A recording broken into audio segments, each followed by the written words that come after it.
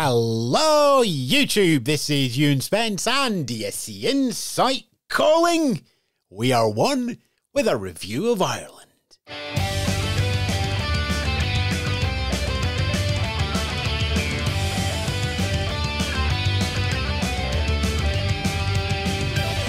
Yes, good afternoon, good morning, good evening. Welcome to ESC Insight's YouTube channel, where we take our big jukebox jury podcast, snip it up into little tiny highlights, and give you the individual songs.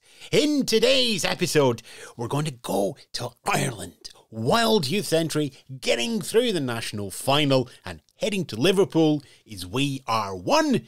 Joining me, Scott Reid and Ariadne Griffin, to talk some Eurovision.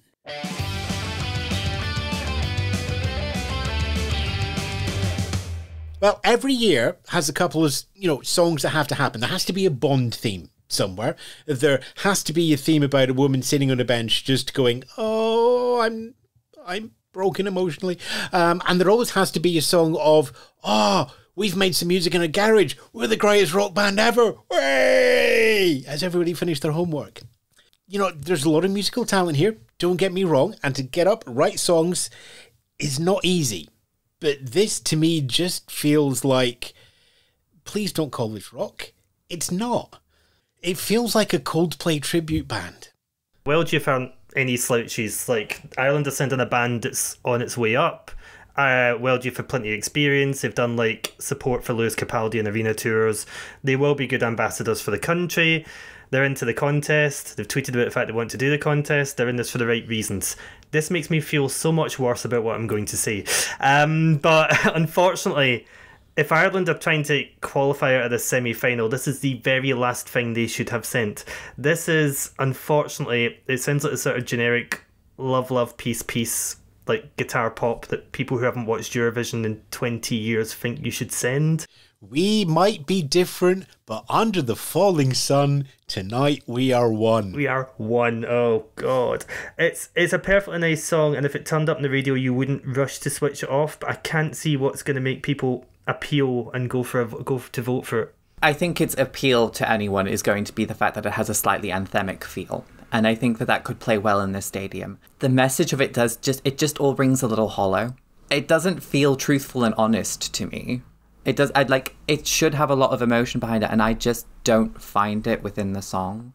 And I'm worried because, they released the music video for it, and I didn't get anything, that's your introduction to a lot of people. It doesn't really tell you a lot about them or the song. It's just they're covered in masks the entire time. You don't get to know who they are, and I'm not sure that's a great tactic. It is that anthemic, and I come back to Coldplay because Coldplay never seems to really rock the boat. It always seems to bring something safe, a nice message, a nice, you could show it to your gran. It's just there. And the fact that they are at that level, that they can get that comparison, is actually a compliment to Wild Youth. And when we get into that arena, I think one of the advantages they have is that they're that sort of template cookie cutter arena rock stars, because the BBC know how to film that. They do it at Glastonbury every year. You can just put in the standard camera sweeps. You can pre-program this from whatever you sent down to Worthy Farm, and it's going to look good, and it's going to sound comfy, and it's going to sound respectable. And I do think Ireland has a shot of getting out the semi-final with this one, purely because it's not going to be as bad as 5 other songs. But that doesn't make it a good competitive song. The one advantage they have over the alternative that Ireland could have sent, Midnight Summer Night, which I would have said would have been a better option, is that experience, and is that this isn't sending people who have not performed before on a live stage. They know what they're doing. So that is the one thing that could carry them over. Is a very, very competitive semi-final. I struggle to see it though.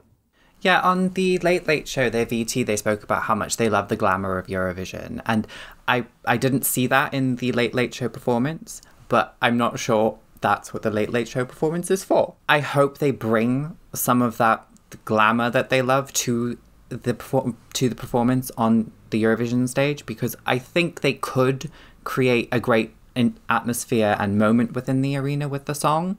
Again, I just don't know enough about them because they haven't told me enough about themselves.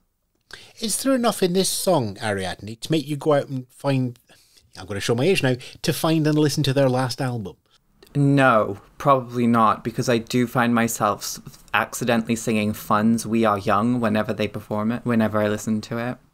It's just such an overlap of titles and song names this year. I'm confused. I struggle to see this come out as semi-final one, to be honest. So I'm going to have to go... And I do think there's an imbalance between the two semi-finals. I know that's disputed, but I think there's an imbalance between the two semi-finals. I think this one is tricky. So I'm going to have to go for a miss, despite the fact that in theory they might just have that arena experience to push them through. Yeah, I'm going to say they'll qualify. I'm giving it a hit. They have something there that I think they can bring to it.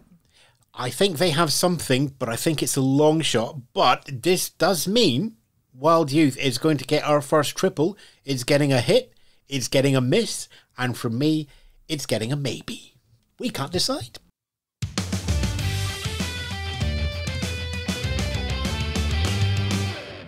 Wild Youth there, We Are One, singing for Ireland at this year's Eurovision Song Contest. 37 songs, this is a review of just one. We will have them all eventually up here on YouTube, or you can listen to the full-length review podcast back at our website, escinsight.com, or find us in your favourite podcast app, directory, or service, or even Spotify. I'm Ewan Spence. Catch you back around the Eurovision world at some point. Ta-ra for now. You've been listening to the highlights of Jukebox Jury as we preview the Eurovision Song Contest 2023. Find out more and listen to our podcast, www.escinsight.com.